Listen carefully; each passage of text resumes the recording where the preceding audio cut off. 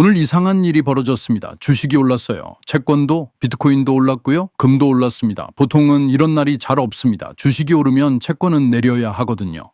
위험자산을 사면 안전자산은 파는 게 일반적이니까요. 그런데 오늘은 달랐어요. 마치 시장 전체가 회의를 한 것처럼 좋아. 오늘은 그냥 다 사자. 이런 분위기였습니다.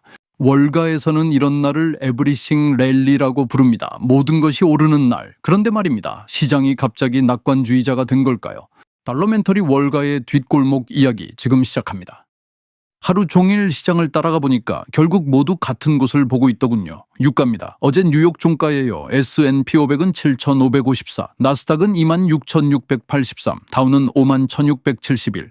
특히 나스닥은 하루 만에 3% 넘게 올랐어요. 꽤 큰 상승입니다. 그런데 오늘 제가 가장 눈여겨본 숫자는 주가지수가 아니에요. WTI 유가입니다. 81달러.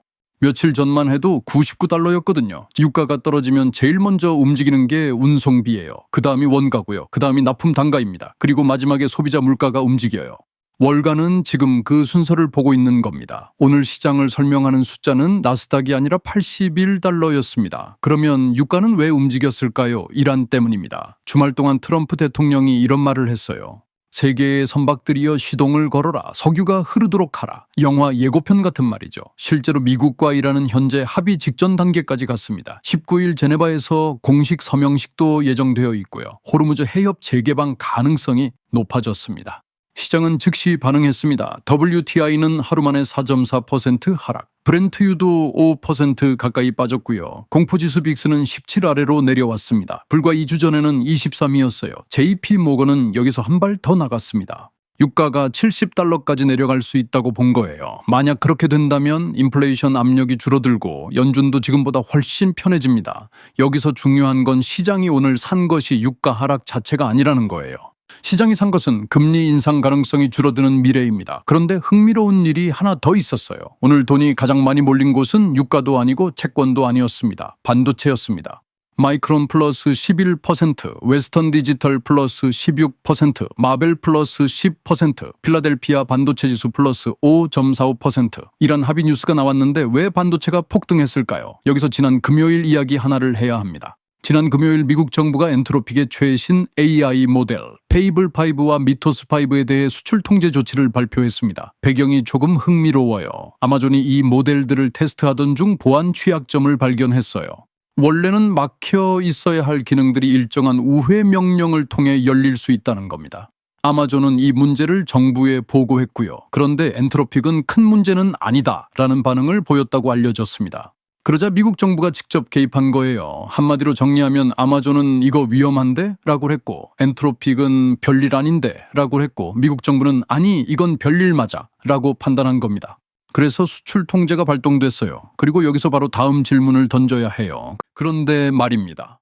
AI 모델에 수출 통제가 걸렸는데 왜 반도체 주식이 폭등했을까요? 상식적으로 생각하면 AI 산업 전체의 악재 아닌가요?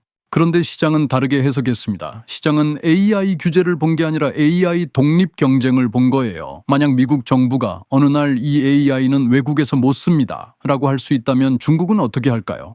유럽은요, 사우디는요, 결국 자기 AI를 만들어야 합니다. 데이터 센터를 짓고 서버를 사고 반도체를 확보해야 합니다. 그래서 오늘 시장은 엔트로픽 제재를 반도체 수요 증가 신호로 읽은 겁니다. 그래서 반도체가 오른 거예요. 그런데 더 흥미로운 이야기가 있습니다. 블랙록이 오늘 이런 말을 했어요. 머니마켓 펀드에 묶여있던 현금이 움직이기 시작했다. 규모가 얼마나 되냐고요? 8조에서 9조 달러입니다. 감이 잘 안 오죠? 우리나라 GDP보다 훨씬 큰 돈입니다. 그 돈이 지금까지는 시장 밖에 앉아 있었어요. 전쟁도 무섭고 금리도 무섭고 AI 버블 이야기도 계속 나왔으니까요.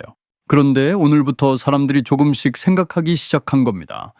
이제 들어가도 되는 거 아닌가? 시장은 늘 재밌어요. 돈은 천천히 들어오다가 한번 움직이기 시작하면 생각보다 훨씬 빨리 달립니다. 그런데 말입니다. 이 모든 이야기가 맞으려면 한 가지 조건이 있습니다. 배가 실제로 움직여야 해요. 뉴스는 하루 만에 움직입니다. 하지만 주가는 몇 초 만에 움직여요. 그런데 물류는 그렇지 않습니다. 배는 생각보다 느립니다. 호르무즈 해협의 기로의 제거에만 40일에서 50일이 걸립니다. 세계 최대 해운사 머스크도 현재 방침 변화는 없다고 했습니다. 원유가 정유소까지 가고 정제되고 주유소 가격에 반영되기까지 또 50일이 걸립니다. 소시에테 제네랄은 실질적인 정상화 시점을 9월로 보고 있어요. 지금 시장은 9월을 사고 있는 겁니다. 그런데 현실은 아직 6월이에요. 저는 이 시간 차이가 조금 무섭습니다.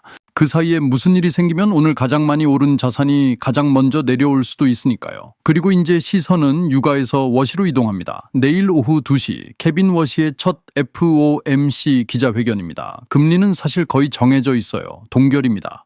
시장이 궁금한 건 금리가 아닙니다. 워시의 입이에요. 오늘 유가가 빠지면서 연말금리 인상 확률이 70%대에서 50% 안팎까지 내려왔습니다. 시장은 벌써 기대를 하기 시작했어요. 문제는 워시입니다. 사실 월가도 아직 이 사람을 잘 몰라요. 비둘기인지 매파인지 아니면 둘 다 아닌지 아직 확인된 게 없습니다. 지금 시장은 워시가 누구인지보다 워시가 첫 기자회견에서 무슨 말을 하는지 기다리고 있어요. 만약 내일 유가 하락을 긍정적으로 평가한다면 오늘의 랠리는 계속될 수 있습니다. 반대로 인플레이션 경계를 강조한다면 오늘의 환호는 하루짜리 축제가 될 수도 있어요. 솔직히 저도 모르겠습니다. 결국 시장은 워시의 첫 기자회견에서 답을 찾으려 할 겁니다. 오늘 시장은 전쟁이 끝났다고 믿은 것이 아닙니다. 유가가 내려갈 것이라고 믿었습니다. 그 믿음 하나가 주식도 올리고 채권도 올리고 금도 올리고 비트코인도 올렸습니다. 그런데 배는 아직 출발하지 않았습니다. 그래서 이번 주의 진짜 주인공은 트럼프도 아니고 머스크도 아니고 워시도 아닐 수 있습니다. 어쩌면 호르무즈 해협을 통과하는 첫 번째 유조선일 수도 있습니다. 월가의 뒷골목 이야기, 경제를 읽어주는 남자, 달러멘터리의 한 자료였습니다.